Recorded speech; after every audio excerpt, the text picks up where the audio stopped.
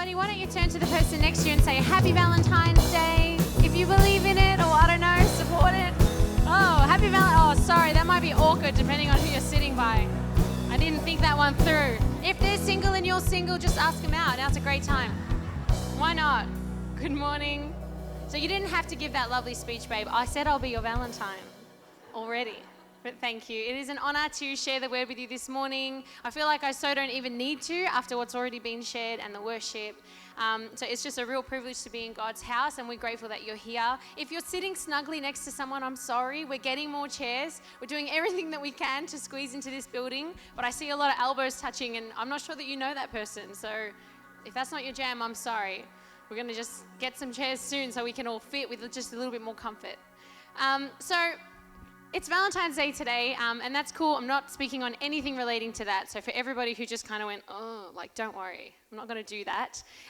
But I've actually got 4 Valentines because my kids don't understand it, and they think that we're all Valentines. And Adam was saying to them yesterday, you know, Valentine's Day is for lovers. It's for lovers, which is not a word we normally use. And they all just said, yeah, happy Valentine's Day. Like, we're all Valentines. So like, okay, you don't get it. You don't know what lovers are. Don't worry. So anyway, hopefully your kids have some Valentines. They're probably making you a card next door or something. But yeah, as Adam said, yesterday we celebrated 8 years living in New Zealand, which is just crazy. It's just wild. I can't believe it's been 8 years. It's nearly a third of my life, which is really exciting. So I'm a Kiwi, whether you like it or not. It's who I am. And I won't be told I'm not. Okay, it's just how it is. Once you make new humans and they exist in New Zealand, that makes you a New Zealander. So if 3 New Zealand citizens came from me, then I am also a New Zealand citizen. That's just how it is. So last week we heard Pastor Adam speak, and he talked about leading in life. He talked about step 4 of our vision. And next Sunday is Vision Sunday. As we heard, it's going to be amazing, and we're going to hear about all the incredible things that we feel God is saying about you and about our church and about our city. So today I wanted to speak about step 3 of our vision, which is discover your purpose. Now, we kind of did it the wrong way around, but that's okay. So, you know, all of us have a purpose. We all have a reason that we're on this earth. And I remember when I was young, like probably 11 or 12, this movie came out. It was super cool at the time. It was called Baby Geniuses. I don't know if anyone's seen it. It's a really old movie, and all the babies could talk. And the parents were trying to always figure out what the babies were saying, and they like did research. And I don't remember that much of it, but you know, back in the day when you could only watch the same movie like over and over, like we didn't have Netflix, we had like those square things, what are they called? And they go inside the box and then, anyway, those things, DVRs or something. What are they called? It's a video, I don't know what it's called. CCR, yeah, okay. SH or something, anyway. So we had those things. So we would watch the same movies over and over again. So we watched Baby Geniuses over and over again, and it was this great movie, and that, you know, the babies would talk, and the whole theory of the movie was that the babies, they knew what the meaning of life was. So like you're born and the babies can all communicate and they all know the meaning of life. So the adults are trying to work out how to understand the babies so that they can discover the meaning of life. So I watched this movie heaps of times, and I remember like the 3rd, 4th time watching it, I turned to my mum and I said, like just out of curiosity, like we must know, right? Like I said, Mum, what's the meaning of life? And my mum, being the wonderful Christian mum that she is, she said, God. And I was like, okay. And that was it. I never wondered again what the meaning of life was. I think she could have probably explained it better, but thank you, Mum. You did direct me in the right direction. But I think that's something that we are constantly asking ourselves. It's like a journey. You're born and there's just this desire to know, like, what am I doing?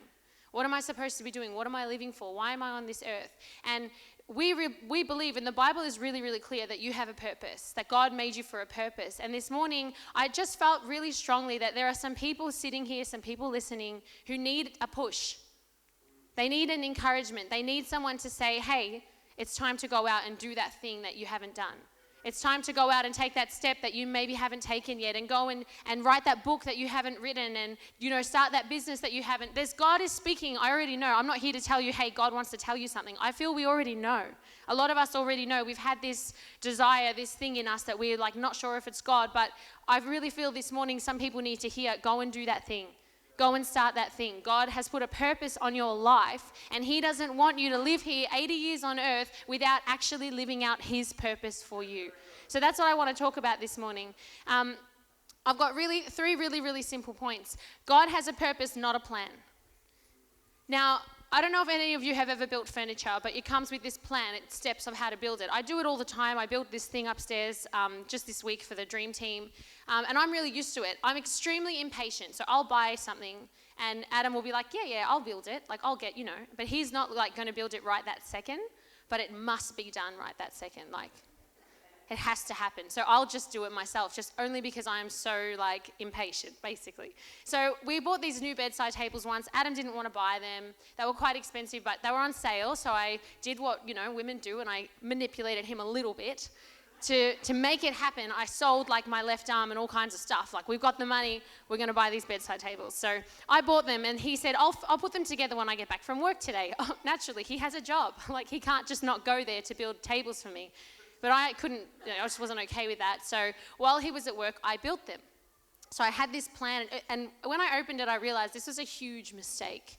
These were not like real simple, put a couple of Allen key things. This was intense. There were drawers, there were runners, there were, the ones where you can't see the screws from the outside because you paid that little bit more. So you've got to use those screws that have like a moon shape, and they go inside and they do something in there. It's just really complicated. So I had one of those types of drawers. Anyway, so I built it, and it came to a point on one of the drawers out of the 4 that I built, so 2 for Adam, 2 for me, one of them, it didn't go right.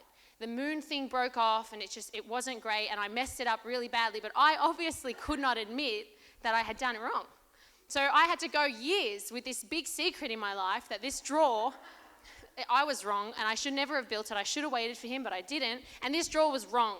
The bottom of the drawer was falling out. I put it on my side so he wouldn't know. Because, the worst thing is, like, I told you that you should have let me know. I did it, and it worked out great. So I was really, making myself look like, of course I can do that. I don't need a man. I don't need help.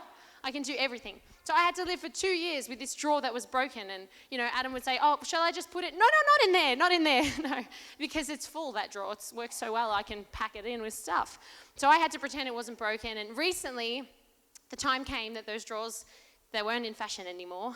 As you know, things go out of style, and I had this great idea because I've been online too much watching people renovate houses. So shout out to all the people doing renos. You're the real MVPs. I know it's hard, but I wanted to just do something, make up the drawers. So we went to Bunnings and we got some spray paint, and so Adam spray painted them for me and made them nice and new. But I had to admit, after all these years, that I broke this drawer. I was like, what's happened here? I tried to putty it at one point. But what I didn't realize is instead of using actual putty, I used the stuff that you put on the walls. It's like the wall thing, but I tried to put it in it's not good. But I had to say to him, he's like, what's this? What's all this white stuff coming out? What's going on? And I had to say, look, when I first built these, you were right. I messed it up, and I've been hiding this for the last 3 years, and that's how it is. He was so gracious. He didn't make me feel bad at all. But I had this plan, and I just couldn't follow the plan. And it's intense. You can't do one single step wrong. Like, if you think, like, it won't matter, like, I'll just do it like this, then you've got, like, 18 screws left, and it doesn't work properly. Like, it's such a specific plan. It so has to be done perfectly. And this is sometimes how we think that God is. We think that God has a really perfect plan. And if you do something, maybe make a mistake, do something outside of that, make the wrong decision, well, it's not going to really work properly, and it'll still be okay. Maybe you can put stuff in it, maybe your life will kind of come together, but it isn't going to be the way it was meant to be. And I wanted to say to somebody this morning who thinks maybe that's true, that isn't true. God doesn't have a perfect plan that you're either in or out of. And I think we sometimes get this misinterpreted because we read the famous, lo and behold, the big famous Jeremiah 29:11. For I know the plans I have for you, says the Lord. Plans to prosper you, plans not to harm you, plans to give you a hope and a future. And we take that and we say, God has a plan for me. I know the plans. God has a plan. There's a plan, and I'm on it or I'm out of it. Or I was kind of doing it, and then, I made a mistake, and then, like, maybe I'm not in it. And it's often big decisions in life, like where I'm going to live and what job I'm going to do and what course am I going to take. And it's all in this with this huge pressure on these decisions to make sure I'm doing it in the plan. But this verse, if you actually look at the root word that's here where it says plans, in the Hebrew it's makashabah. I didn't put it on the screen, so you don't know if I said that right because you can't read it. That's makashabah. And it actually means, it actually means thought or purpose. It doesn't mean plan. It's saying, I know the thoughts that I have for you. I know the purpose that I've put on your life. And I want to tell someone this morning, the purpose God has put on you is not a plan A, do it exactly like this. It's a purpose. And God is going to, if you allow him, he will have you live out that purpose, not based on perfectly one decision, one not, one yes, one no. It isn't like that. He's got a plan A, B, C, D, E, D. He's got all the plans ready that if you do this, it's okay. You have a purpose. And God wants you to be used for this life in that purpose. And I think we see it again in the book of Esther. And, Esther's this awesome story. This young girl, Esther, her name's Hadassah. If you don't know the story, I'll quickly tell you. So there's a king, and he's like not the greatest from the sounds of it. He's kind of, I don't really want to say what kind of a word, like nowadays we'd say like he's a bit of a douche or something, he's just not the greatest. And he throws himself this massive banquet, and it goes for like 120 something days, this huge party all for himself because he's the king. And on the last day of the party, he summons the Queen Vashti. He summons her to come and like parade herself around and, I want to show you off because you're my queen. And she was a little bit upset about this whole, probably the party's gone too long now. She's sick of it. She's like, bro, we know you're the king, settle down. And I don't want to come and stand in front of all your friends and parade myself around. So she says no. And he's like, what? She's disrespectful. She hasn't obeyed me. She was trying to like get some feminine woman's rights stuff going, which, okay. But then she got fired from being the queen. So that was it for her. She got kicked out and he said, okay, I'm going to get a new queen. So he goes out and puts out this thing, bring all the beautiful women. I'm going to take on a new queen. So, and we think that like the media these days puts pressure on us to be beautiful. This was happening in the Bible, so don't feel so bad. So all the girls had to come and the most beautiful girl would be chosen. Now, as a little girl, I think instantly I just thought, oh, so I have to be the most beautiful to be like Esther. That's not quite right. But just because it's in the Bible doesn't mean it's right, okay? So all the girls come and Hadassah changes her name to Esther, and she comes before the king, and he chooses her and says, she's the most beautiful, I want her to be queen. So she comes, and not only does she get selected to be one of his many women, she's like the favorite because she's so beautiful. She's so beautiful. Anyway, so she's living there in the castle, and it's like Disneyland stuff, Disney's princess stuff. And one day there's a bunch of stuff that happens, but basically the Jewish people, the children of Israel, are going to be executed. A whole bunch of stuff happens, and it's basically like we're going to annihilate the Jews. The king passes a decree. They're gone. On this day of the month, I think it's the 17th day, we're going to kill every single person who's in the tribe of Israel. So she is actually an Israelite. She's changed her name, and she's secretly now the queen, but she's an Israelite.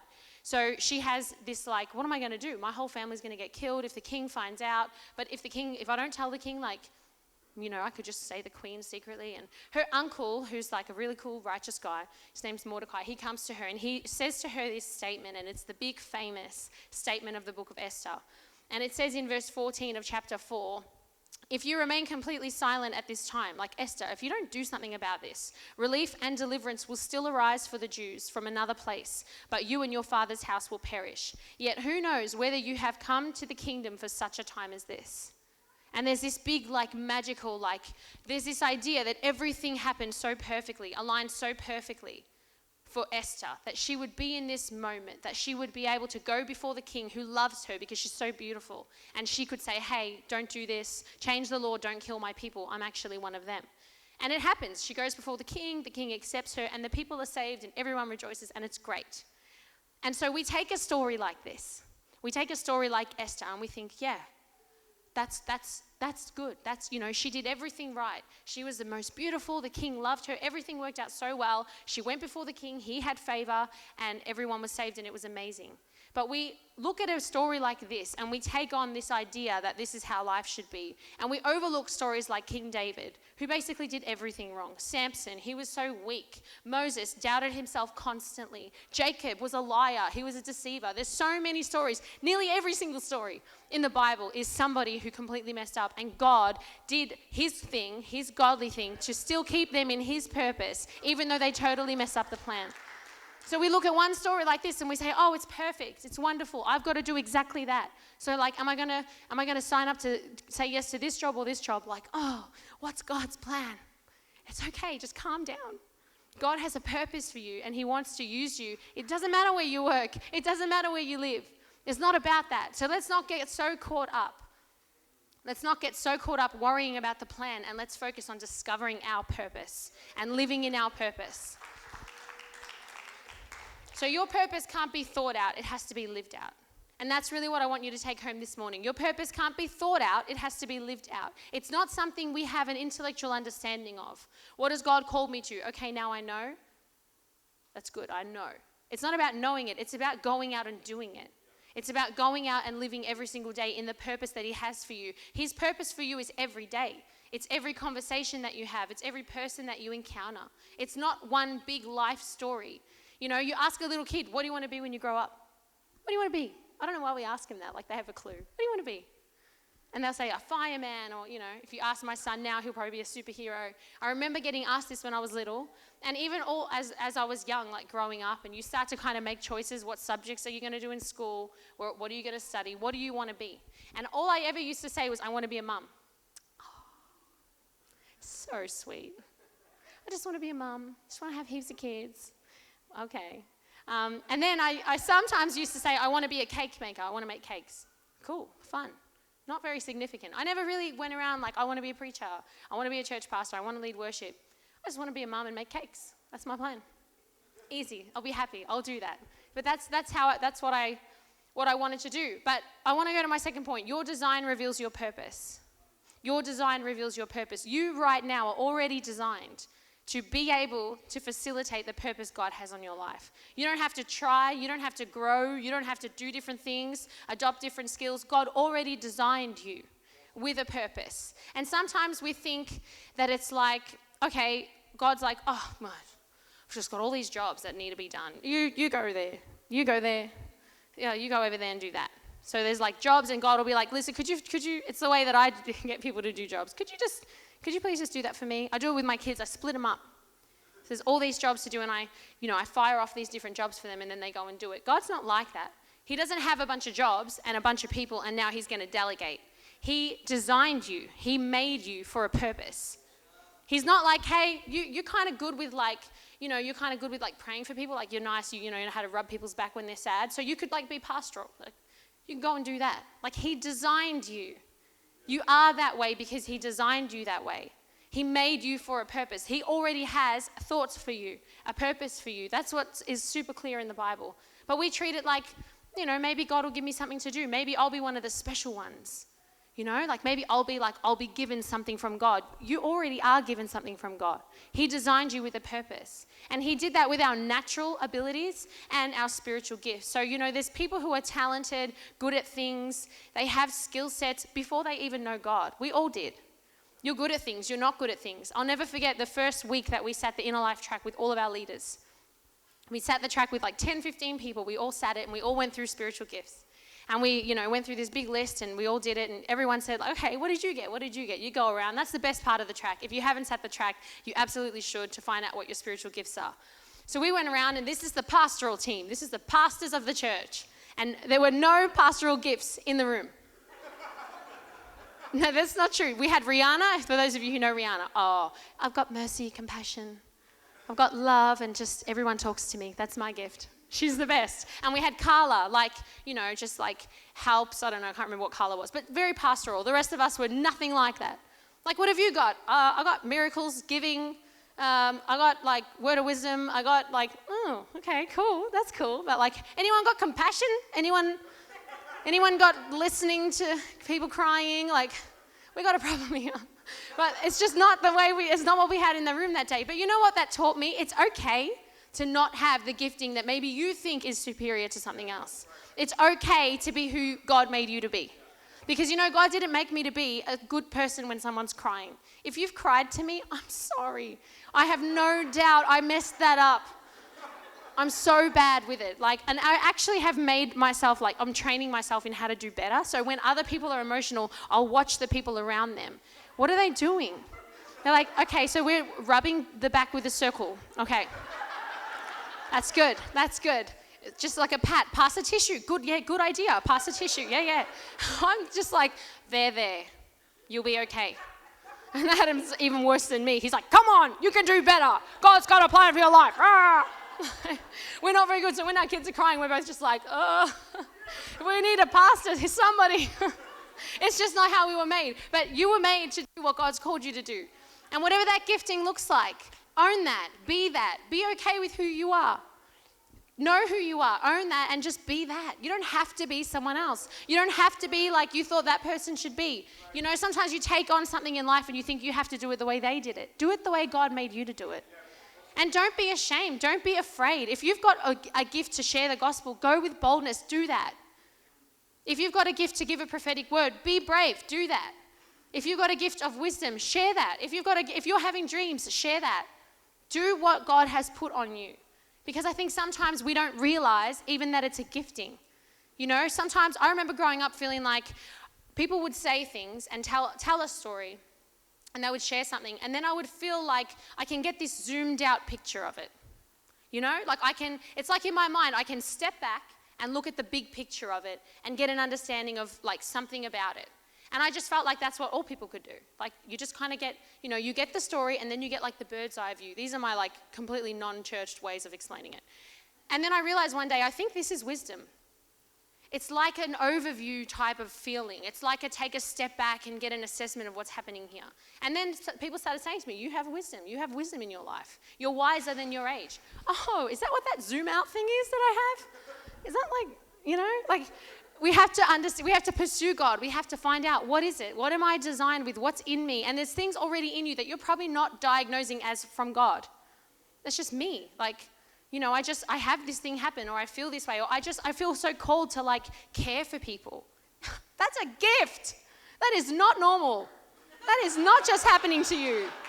You're gifted, man. Like I just have this passion for like, you know, loving people and like, that's a gift. I have a passion for being with children. A gift. 100%. Not all people have that, okay? You've got to discover what that is. We have to find out what that is. It says in Colossians 1 verse 16, oh, sorry, no, I'm reading the wrong thing. In Psalms 139, you made all the delicate inner parts of my body and knit me together in my mother's womb. Thank you for making me so wonderfully complex. Your workmanship is marvelous, how well I know it. The Bible is so clear, and I didn't put a lot of scriptures in my sermon today, but there's so much. God made you. He designed you. He knit you together in your mother's womb. None of the things that you feel called to or led to or love or have passion for are by accident. Those things are by design, and I feel like someone needed to hear that this morning. Number 3, your peace is within your purpose. Now, I shared earlier that, you know, I felt like when I was young, I wanted to just be a mum. I wanted to be a mum. And I love kids, I love my children, and I became a mum. Woo! I became a mum, and you know, there's this stigma around being a mum that like you'll become a mum and everything in your life will just be like amazing. Like every good, loving feeling, everything about you will be happy because you're a mum. That's your purpose, that's your calling. You'll be satisfied. But I hate to break it to you, but that didn't happen. Like, I still like wanted more in life. You don't just have one thing happen and then that's everything. And it's the same with finding a partner, getting married. You think when I just get married, when I find that partner, everything will be perfect. Everything will work out for me. But then you get married and it's more problems than it was before. It's way harder than it was. Now you live with another person and you have to deal with them. But there's this fake idea, there's this worldly idea that when I get this thing, then I'll have peace. I get my husband, okay, still no peace. Have those kids, no peace. Get that job, no peace. Buy that house, no peace. Extra money, no peace. It never, ever, ever ends. Because you're not looking for any of those things. You're looking for Jesus. Every single one of us. We all have this deep, deep need for a relationship with our Savior. And that is the only thing that brings peace. You can pursue every single thing the world says that you should pursue, but you will never feel that satisfaction. And sometimes even as Christians, we still go on this pursuit. Like, you know, yeah, like I'm happy, I love God, I've got a great family, but you know, if I could just get that. Or we diagnose the thing in front of us as the problem. This is my problem, and that's why I'm not at peace right now. We got this issue, we got this thing. No, peace is something you have all the time. It shouldn't be about your situation, what you do or don't have, what you're facing or not facing. It comes from a relationship with Him. It comes from knowing Him, and that is your purpose. It says in Colossians 1:16, for in Him all things were created, things in heaven and on earth, visible and invisible, whether thrones or powers or rulers or authorities. All things have been created through Him and for Him. And when I say for him, I don't mean to work for him and do a job for him. You were created for him to have a relationship with, for him to have a connection with. Your peace, that thing that you're looking for, just that final thing that will just like take away all of the problems, it's Jesus. So, I mean, you can keep looking if you want, but spoiler alert, it's him. That's what you're looking for. It's not, I know you think it's the next thing. I know you think it's just let me get over this speed bump. Just let me get over this busyness. Just let me get over this problem. Just let me get my kids sorted out. Let me get my teenager back to God. Let me just fix this thing with my husband. If he did better, if she did better, it's none of those things. That feeling in you it's a pursuit of Jesus. And when we don't have that with him, when we don't understand that our purpose is in him, we will always be searching. And even in the church, even as Christians, it's him. It's in him. I'd love you to just stand to your feet.